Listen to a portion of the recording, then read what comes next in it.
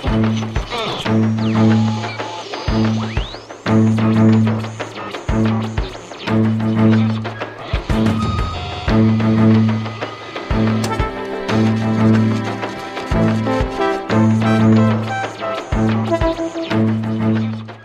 suis Raf Verbeke, je suis travailleur citoyen qui travaille dans le transport public. C'est la raison pour laquelle on est ici dans ce bus qui est géré par des associations citoyennes. Et j'appartiens aux associations constituante.be. Alors quel est le sens de votre présence ici à la manifestation contre le sommet européen ? Le sens, c'est que mon pays, la Belgique, c'est le dernier pays qui, demain et après-demain, va ratifier le traité d'austérité, le soi-disant TSCG. Je sais très bien qu'en France, on pense déjà, mais tiens, le TSCG, ça date déjà de longtemps, et en effet, donc c'est lié au problème politique belge. Ça veut dire, en Belgique, il y a un système où les budgets des différentes entités fédérées sont relativement autonomes.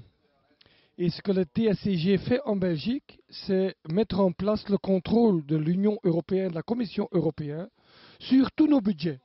Les budgets des communes, les budgets des provinces, les budgets des communautés, les budgets des régions, les budgets de la sécurité sociale, le budget de la fédération.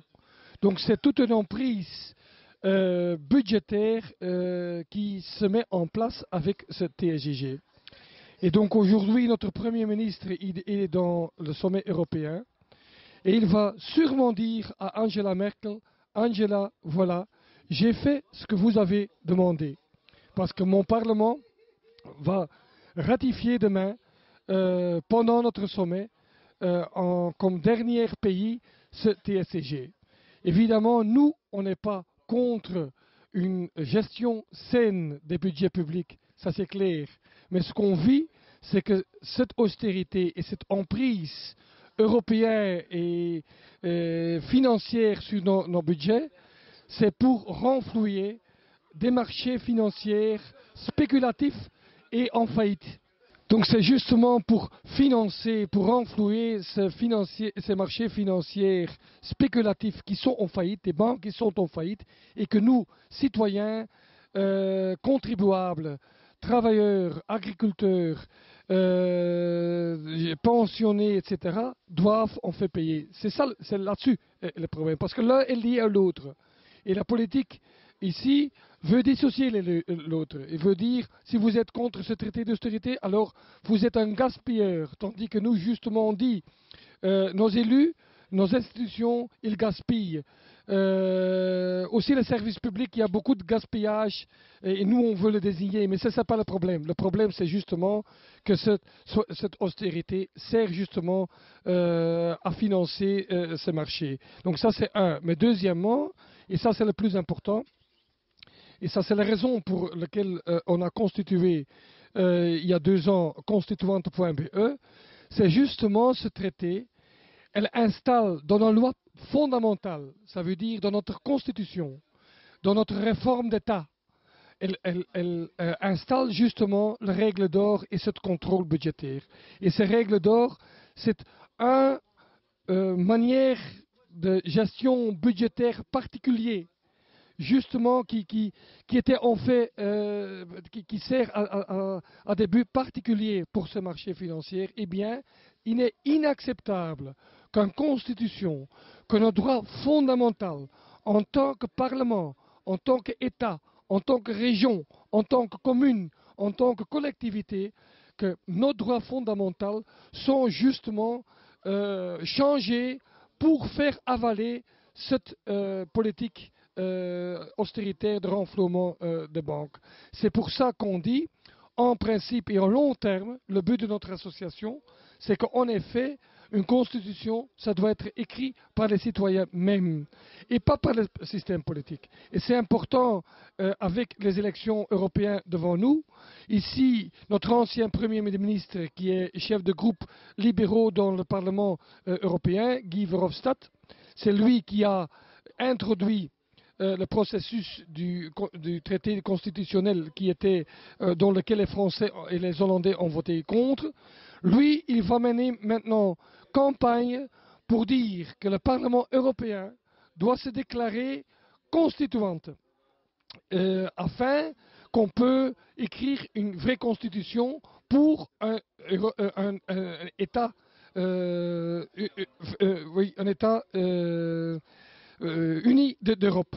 Eh bien, on est contre ça, parce que ça veut dire qu'on fait le même système politique va écrire nos règles fondamentales. C'est ce même système partidaire et politique qui justement est en défaut avec ses propres règles. Parce que tout ce qui s'est passé avec la crise financière, c'était justement interdit par les traités d'austérité. Le traité de Maastricht, le traité d'Amsterdam, le traité de Lisbonne, ils ont défendu le partage des dettes. Ils ont dit que c'est impossible que les banques et le système financier auraient aidé par les deniers des citoyens et des États. Donc ils ont changé leurs propres règles et on veut les mettre en défaut. Et on dit à M. Verhofstadt, à M. Van Rompuy, le président du Conseil ici, on dit voilà, on n'acceptons pas ce déni de démocratie. On peut le comparer avec ce qui s'est passé au XVIe siècle, quand Luther commençait le mouvement de protestation contre le pape, contre les banquiers, contre l'empereur. Il a frappé à la porte de l'église. Il a dit, voilà, je suis ici parce que je dois y être. Et c'est ça ce que nous on fait. Nous, on bloque le sommet parce qu'on veut débloquer la démocratie. Ça, c'est notre message. Alors, le TSCG, c'est un des traités qui donc, détruit un petit peu les souverainetés nationales des pays européens. Là, on a en négociation aussi le grand marché transatlantique. Oui, ça c'est le deuxième texte en négociation sur lequel on est maintenant dans la rue pour bloquer ce sommet. Et donc là-dessus, c'est la même histoire. C'est une loi de silence qui règne et que nous, on veut briser. Justement, vu tous ces traités, on pourrait se demander si l'intérêt de la Belgique ne serait pas de sortir de l'Union européenne. Parce que finalement, on pourrait se dire que le TSCG, le mécanisme européen de stabilité, le grand marché transatlantique, tout ça ne sont que des conséquences de l'Union européenne. L'intérêt de la Belgique est-il de rester dans l'Union européenne selon vous? Je pense qu'il faut être très concret là-dessus. La Belgique est le pays où l'opinion publique, pendant toujours, a été le plus européen, pro-européen. Beaucoup plus qu'en France, où il existe une tradition de souverainisme national. Ça n'a pas existé, mais ce qui se passe en Belgique, c'est justement la sympathie pour l'Europe commence à changer. Et donc, il faut prendre ça comme il est. Parce que le débat politique reste national. Donc, l'emprise de l'Europe sur nos institutions et sur nos droits et nos finances est là, mais ça ne veut pas dire qu'il y a une opinion publique européenne. Donc, il faut faire de la politique selon l'état d'esprit de la population même. Et nous, on ne revendique pas que la Belgique quitte de l'euro ou quitte de l'Union européenne. On a un programme minimum autour duquel on veut faire une alliance de 99% contre ces 1% des marchés. Et donc, ce programme minimal dit que l'argent qu'on a donné aux banques, on veut le reprendre pour l'investir dans l'économie réelle, dans le social, etc. Ça, c'est le point que nous devons avancer. Pourquoi on n'avance pas de quitter l'Union européenne? Justement parce que ça ne va pas être compris par les gens. Donc il faut discuter avec la majorité des gens. Il ne faut pas les suivre comme des populistes.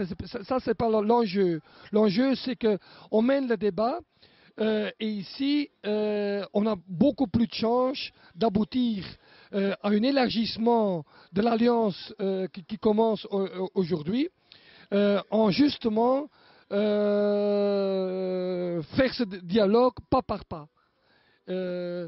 En plus, le problème, c'est évidemment c'est l'euro. Donc, il est très clair que la crise de l'euro, c'est évidemment une crise bancaire, c'est une crise financière, ça c'est juste. Et la crise de l'euro a une particularité que, en effet, par l'Europe, tout financement des États par les banques centrales est interdit. Et donc, en effet, cette crise euro, c'est une crise politique de gestion de monnaie. Mais quand même, notre but, c'est qu'on veut que dès que notre pays transfère la souveraineté à l'Europe, on veut que ça soit toujours soumis à une consultation populaire.